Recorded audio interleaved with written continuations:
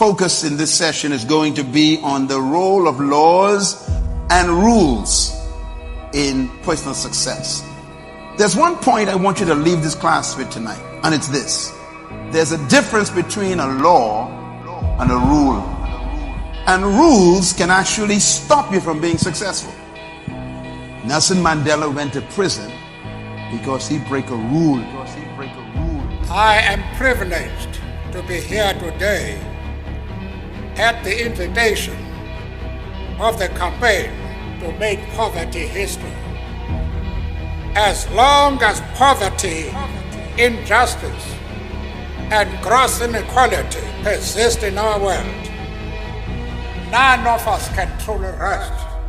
Moreover, the global campaign for action against poverty represents such a noble cause that we could not decline the invitation.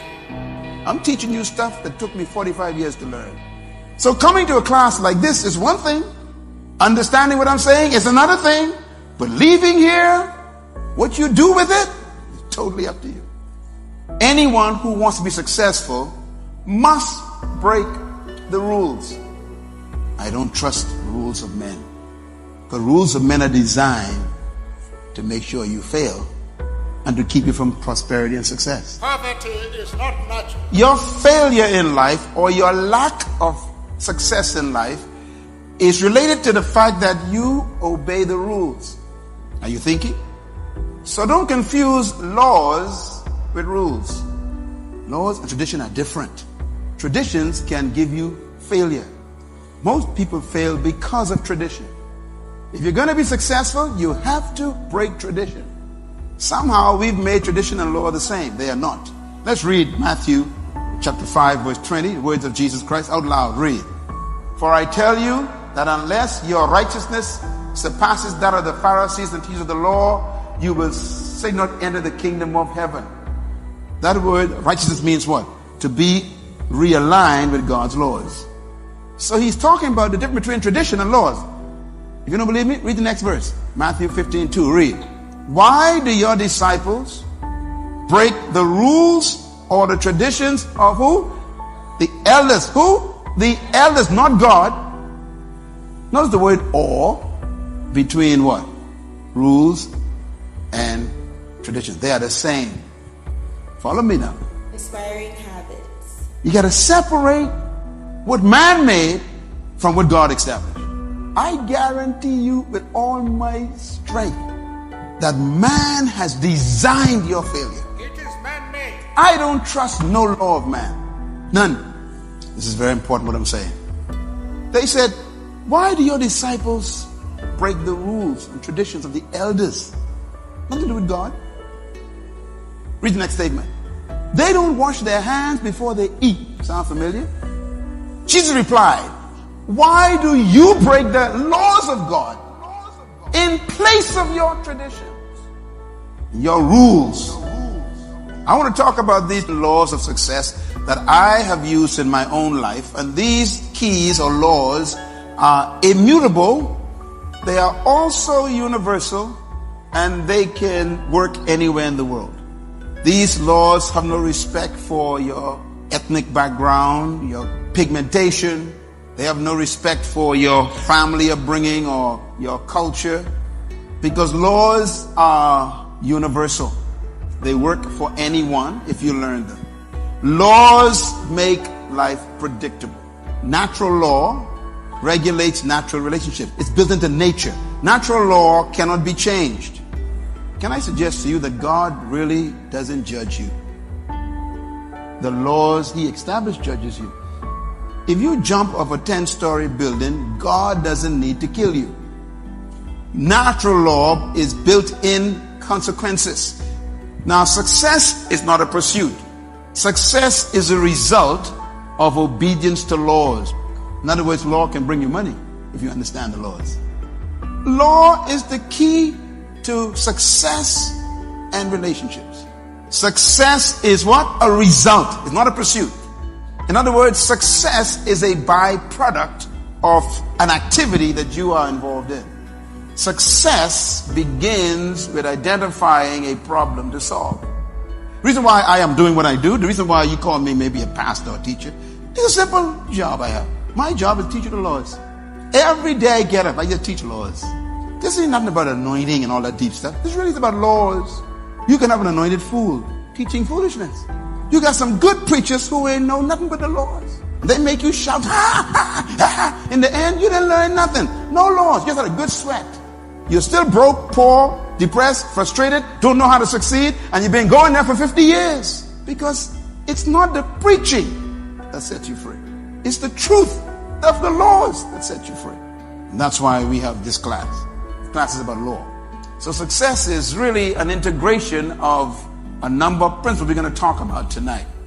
Intelligence, motivation, imagination, will, confidence, creativity, hard work, courage. Act with courage and vision. Time. You don't rush into success. When you know the laws, you are confident. Why can I teach in this class with so much confidence? Courage. Because I know the laws and I know what I'm saying is true because I actually am a result of them. I learned them, tested them, proved them. They work. So I can speak with confidence. These laws work. Laws give you confidence and boldness. Laws and principles are the enemies of fear. When you know the laws of life and the principles of life, there's no fear in your life because you know what to do. Fear is evidence of ignorance. What did I say? Fear is evidence of ignorance. And it can be overcome. So laws and principles are more important than power. When a person knows the laws, they have power. When you learn the laws, you can demand your own value. Your car breaks down. The mechanic knows the law. The mechanic says, look, $300. He says, I don't care, you argue. You want car work? I know laws. See, when you know laws, you can demand your own value. You will never be successful until you have influence. And you will never have influence until you are successful. They are connected. Again, I'm going to hear you thinking, why didn't I hear this 25 years ago? Because you were in the wrong place. Now you're in the right place. Sometimes it falls upon a generation to be great. You can be that great generation. Of course, the task will not be easy, but not to do this would be a crime against humanity. I asked all humanity now to rise up, make poverty history. The secret to success, Joshua 1 verse 8. He says, keep this book of the law on your lips. Meditate on it day and night, so that you may be careful to do everything written in it.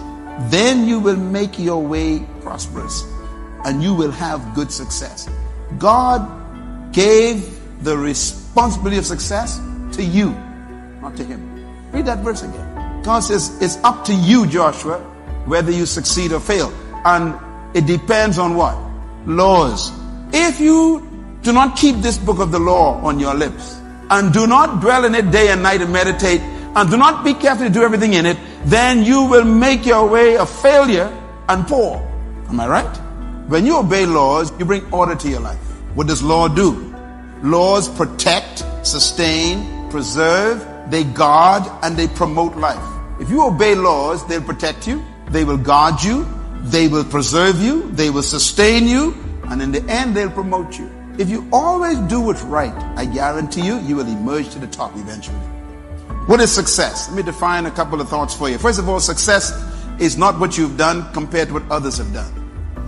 Why? Because you'll always find somebody less than you and better than you. So you can actually claim to be the first in the class and still be a poor student.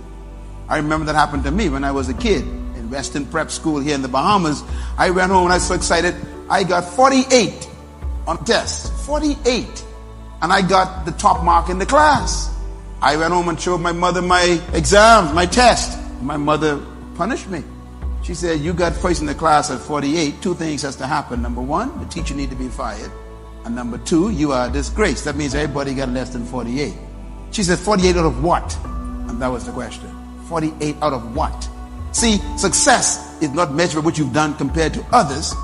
Success is measured by what you've done compared to what you were supposed to do. You were supposed to get 100. So success is not measured by what you've done compared to what the others have done. It's measured by what you've done compared to what you should have done.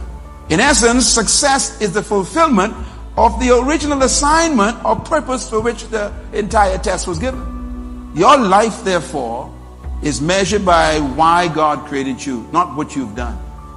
In other words, you could be a complete failure and everybody else thinks you are successful because you didn't do what God purposed for your life.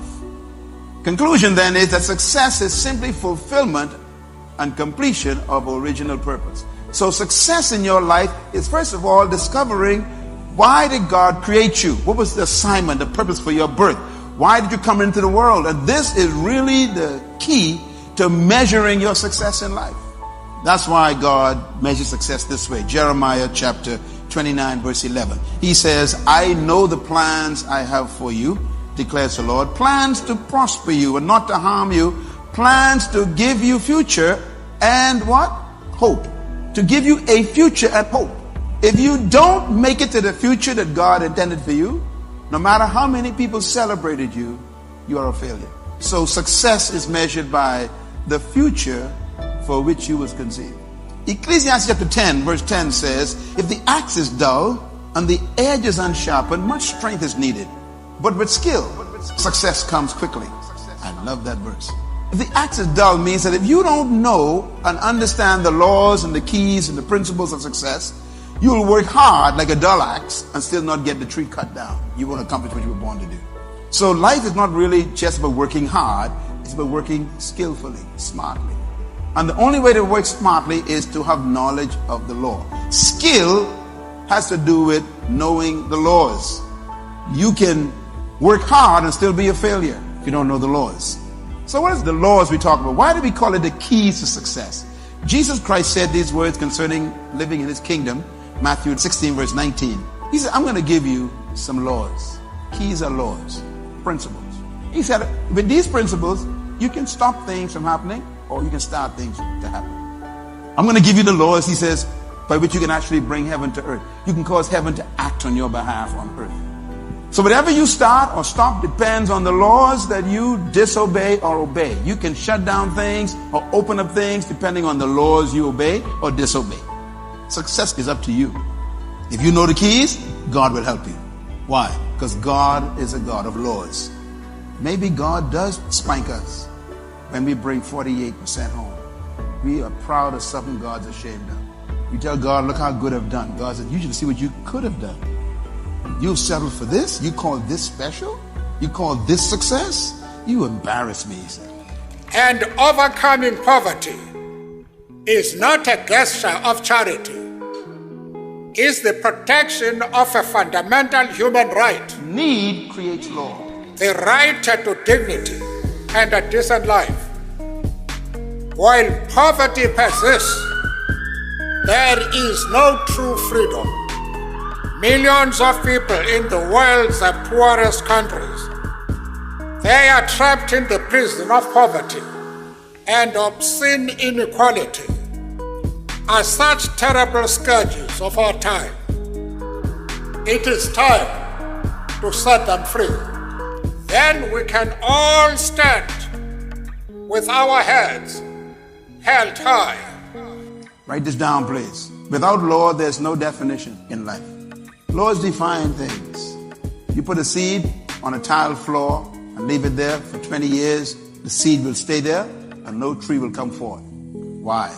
Because you violated the law of the seed. You must put it in soil. You must give it moisture. There must be light, sunshine or somewhere.